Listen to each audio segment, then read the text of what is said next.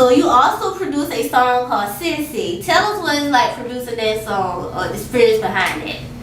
Yeah, I remember. I don't even remember exactly what I sampled for that.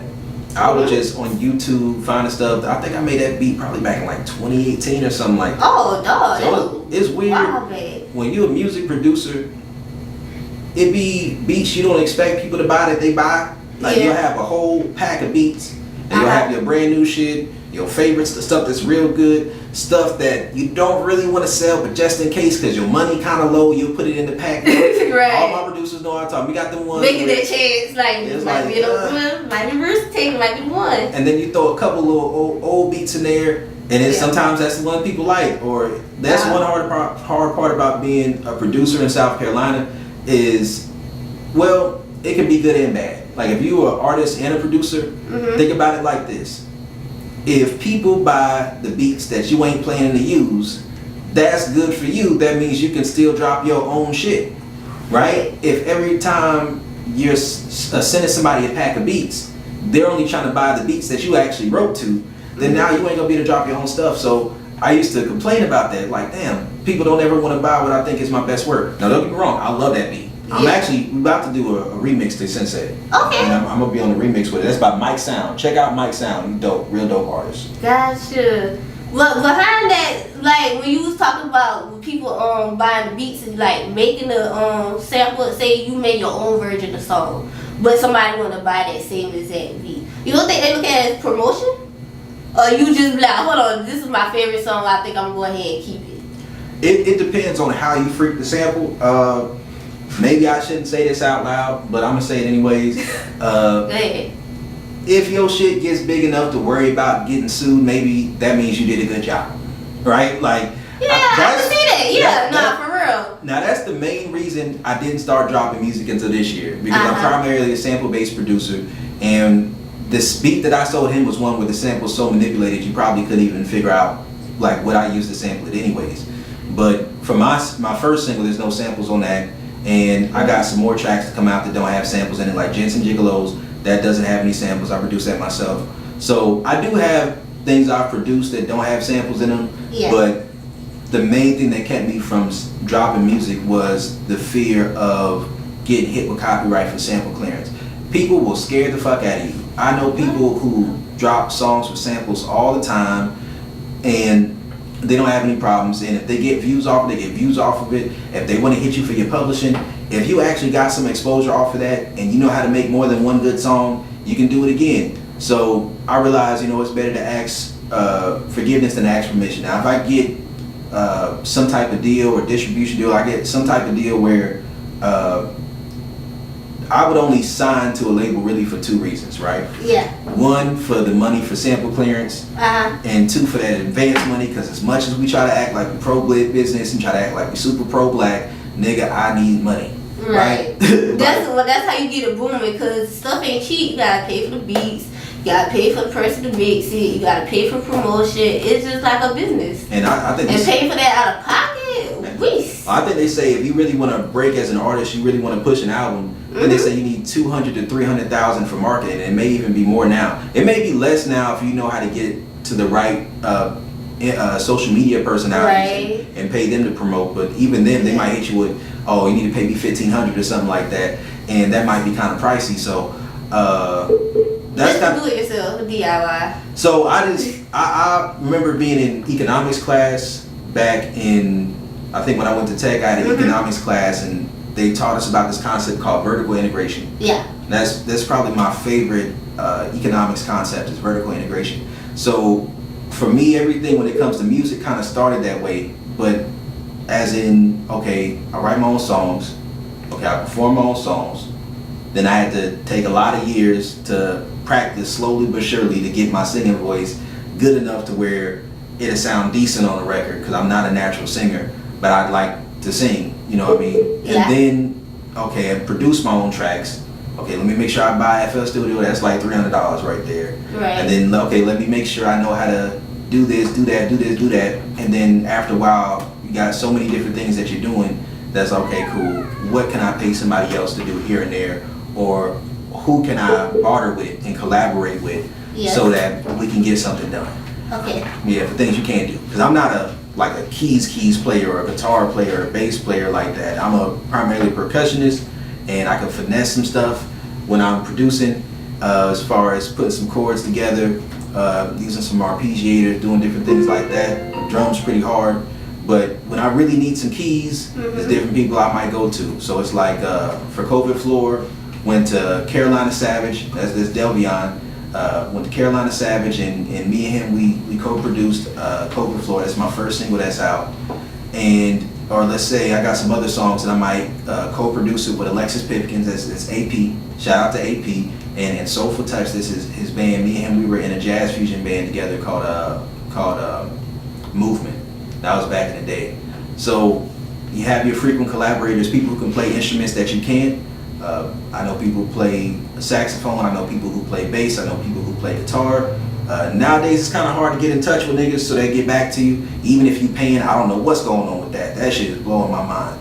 But yeah, you create some relationships with people you know who play instruments you can't play.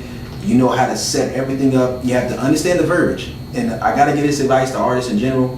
When you are an artist and you're going to a producer, know what you want. And if you don't know exactly what you want, also keep this in mind. Think about the actual style of the producer. Don't just go to them only because there's somebody you know and then expect them to make a beat that's nowhere close to their style. You gotta build a relationship. Yeah, you gotta build that relationship and actually care about their art. But if you do want to collaborate with them on that production process, or you don't know exactly what you want, at least start to learn certain music verbiage, right? When you learn certain music verbiage and vocabulary, then you're able to express, okay, this is the type of sound that I want. This is the type of vibe that I want. These are the type of drums I want. Right. This is the type of bounce I want. These are the type of 808s I want. And to be able to communicate it. Like, there's a difference between R&B, like modern R&B neo-soul style 808s, which is what I typically do when I make boom trap. Then you have more of a hard down south trap type of 808s. Then you might have more of a maximalistic trap type 808 pattern. And then you have UK drill style 808 patterns, which is what they use for drill music in the US. It came from UK drill. So you gotta know the music verbiage in order to communicate what you want. And that makes it so much easier, because I'm gonna tell you this, when you're not paying for music production and you're trying to collaborate with somebody, you only got but so many no's, right? You only got but so many no's. When they're playing something for you, say, no, I don't like that. All right, then play something else. Oh, I don't like that. Play something else. I don't like that. I don't know. Now they feeling offended. And it's like, some people gonna be more humble than that, but you gotta pay for that humility. You know what I mean? Yeah, right. Like, this ain't cheap now. You say you don't like it, but hey, you got to throw some ball now. But if you can communicate, you know, I want something kind of like this. Come with the vision. Yeah, then it'll be all easier. Yeah, so just hear a few beats, see what's close to what you're trying to do. And one thing that'll always take you far when it comes to working with people, you don't have to do stuff you don't like. You can hold a high standard if you want, but if you do, you probably need to have some money. If somebody sends you a beat and they say, can you get on this? Unless that shit is boo-boo, do it. If you like it enough to say the beat's good, just do it. And if you just do it, they're going to be much more inclined to feel like you respect their art and to be willing to work with you again and make something more in line and in the vein of what you want to do. All about taking risks, basically. Yeah. I like it. Alright, so you also featured in 2 songs from Lace the Hands album on Physical Education, singles Better and Slow. Tell us about that album. I mean, well, not about the album, but tell us about those 2 singles you was on. And shout out to Lace the Hands. You put me on to her. She's been amazing. I love listening to her ever since. And I think she just dropped I'm not sure if it's a project or a single. I think she just dropped a single called Sunflower. Yeah. Very recently, but yeah, Lace is fire. Yes. Fire. So tell us about those 2 singles. So those 2 singles is Slow and Better, and those were based off of some experiences that I had around then. And I think it was funny because the project was supposed to drop February 14th, 2021, I think. February 14th, 2021. Yeah. Valentine's Day. I remember I hit her up for the project drop, and I was like, I hope somebody get pregnant off this shit. Like, we need somebody with my birthday. Now I'm telling you, with the sounds of that and the lyrics, oh yeah, somebody was definitely whacking me with that. Yeah, but yeah, it was like I said, I'm a BDSM guy, so it's just experiences I had with some subs I had, and it was funny because I only had a few days to actually get the tracks in. You know, I had my laptop set up, and I was, you know, making some beats and producing and stuff, and I was just talking to her about doing some work, and she sent me a track, and I went off on that. She sent me another track. She only had so much time before the project had to be in, so I only had like maybe a week between when she told me about it to when I had to have the track in, so I just recorded it with myself. Oh wow, you had a week. That's impressive. Yeah, I had to integrate it. I mean, I had to engineer that for myself, and it's one of those things where record the tracks, and I had to think, what's the inspiration going to be for them? And she just told me about the concepts for them. On Song Slow, she was just telling me about how that's a song about a woman just taking control for the night, right, and just pleasing her man. So I was like, okay, cool. And that was kind of hard for me at first. I'm like, damn, I'm a dom. I'm usually the one who in control of shit. Right. But then something happened around that time where I was like, you know what? Inspiration. Yeah, I got me a little inspiration. I got me some. That's the perfect one too. Yeah, I got that inspiration, and then I just went into writing it. It's some lines in that song that I really love. Like, I think my lyrics went off on that. And we finally got a chance to perform that track together earlier this year. I think in March this year. Yeah. And that was pretty dope too. Oh, that's awesome. Speaking of performing, like, where do you travel to perform your music at? Typically Columbia, or I might do open mic nights in like Charleston or like Charlotte or Raleigh or something like that. Mostly do open mic nights, but lately I've been on a tour with Common Ground. Shout out to Kevin Mullins, and also shout out to the two people who are headlining the tour. That is Maestro the Lyricist and Conscious. I remember meeting Conscious with Divergent Society in France. Like, when you network, you network. She's somebody who's been performing with them.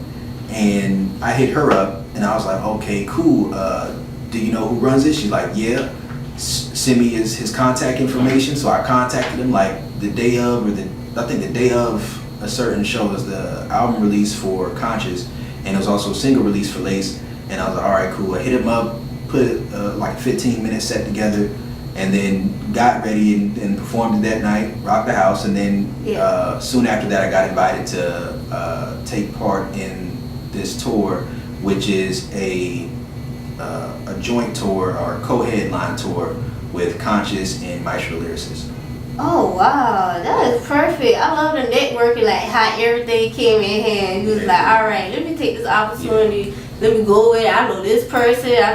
Let me know where it at, and I'm coming. and I forgot to shout out Incognita because she's the woman who does the background vocals on Coca Flora. Alright, perfect. But thank you for being a special guest with us on the show with us today. I appreciate you coming by the studio and telling us about your artist and your career and everything. Just opening up to us. I appreciate that. And thank you all for tuning in to this week's episode of Verbal Vibes. More coming up soon. And before we go, y'all make sure that y'all subscribe to my YouTube channel called Coach Brodie. And where does that come from? Coach Brodie, as in Brodie Dharma, just the first name of Brodie.